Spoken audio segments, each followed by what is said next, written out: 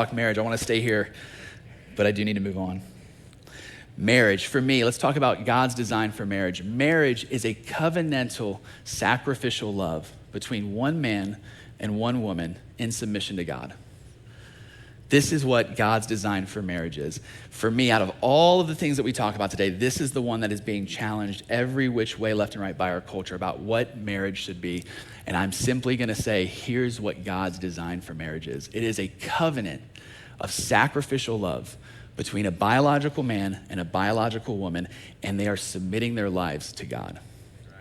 When I talk about what is God's blueprint, what this series is about going, let's clearly define God's blueprint, and now we have a choice. How will I build my life? Will I build on a sure foundation that Jesus says, hey, follow my instructions, put it into practice, or will I build it my way? And this is the invitation for anybody here to go, if you want to build it your way, culture loves that.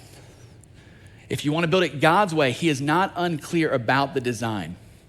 And so I want to share that because I'm going to call us to reject a blueprint design that culture would have for us and embrace the blueprint that God has for us. And throughout Scripture, Old to New Testament to in the Gospels, God has not changed his mind on this. If you go to Genesis chapter 2, verse 24, God is in the garden. He is officiating the first marriage between Adam and Eve, and he says this, that is why a man leaves his father and mother and is united to his wife, and they become one flesh. Before sin entered the world, this is what God said is my prototype for marriage. I find it fascinating that he speaks to Adam and Eve who don't have a mom or a dad and says, for this reason, a man would leave his father and his mother. And they're like, who's that?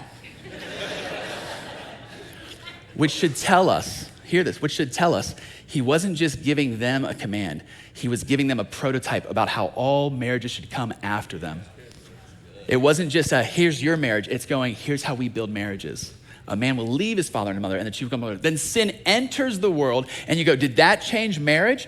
While sin was still having lordship over man's heart and soul, Jesus comes on the scene before he is crucified and died, which means he hasn't redeemed all things. Sin is still prevalent in the world, and when asked about marriage, what did Jesus say about marriage? Matthew chapter 19, verses 5-6, it says, and said, for this reason, a man will leave his father and mother and be united to his wife, and the two will become one flesh.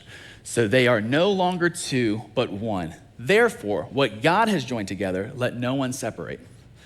Before sin, a man will leave his father and his mother, the two will become one flesh. During sin having its reign, a man will leave his father and his mother, and the two will become one flesh.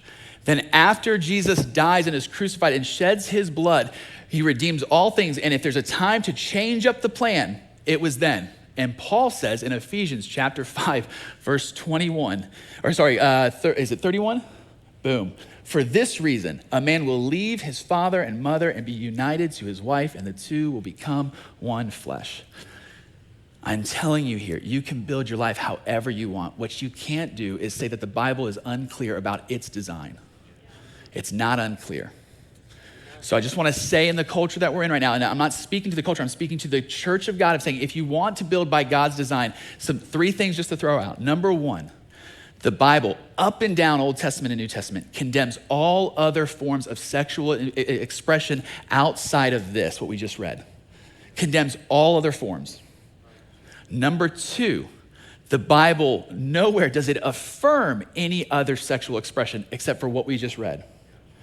Number three, the Bible only affirms this design of sexual expression between a man and a woman.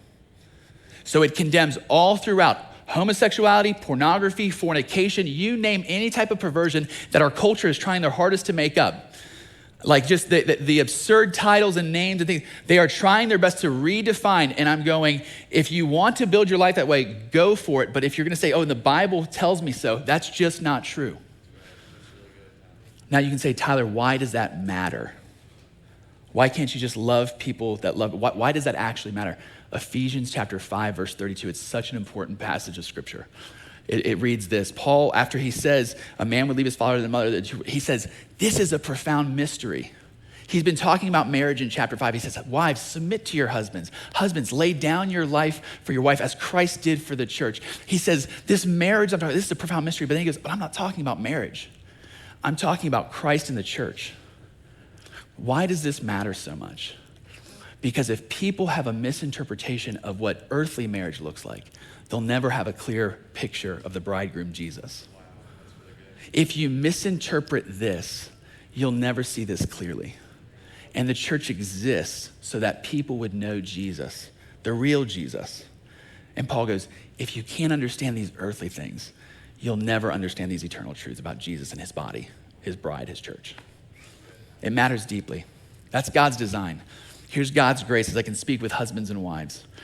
I don't know if you found this to be true or not, but as you made vows to your wife or your husband on your wedding day, you had every intention of keeping that covenant.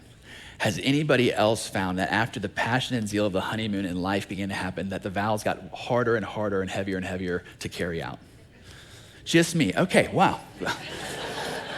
A group full of liars. Here we go. No. We have every intention of keeping our covenants to our spouses. Promises that we make, I'm with you till sickness or in health, death do us part, richer for poor.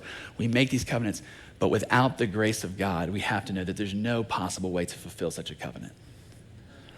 And this is why we must look at Jesus and how he chased after his bride, us, the church. That when we were unfaithful to our promises, he filled the space between us with his abundant grace. If your marriage is feeling dry and hard and difficult, I think date nights are wonderful, but a more practical thing, I would sit with your wife or your husband and I would pray for grace to flow in your home. You don't need another romantic date night. What you need is the grace of God and forgiveness flowing through. I would highly recommend this book from Paul Tripp on marriage. Very helpful in this regard. All right, number 4.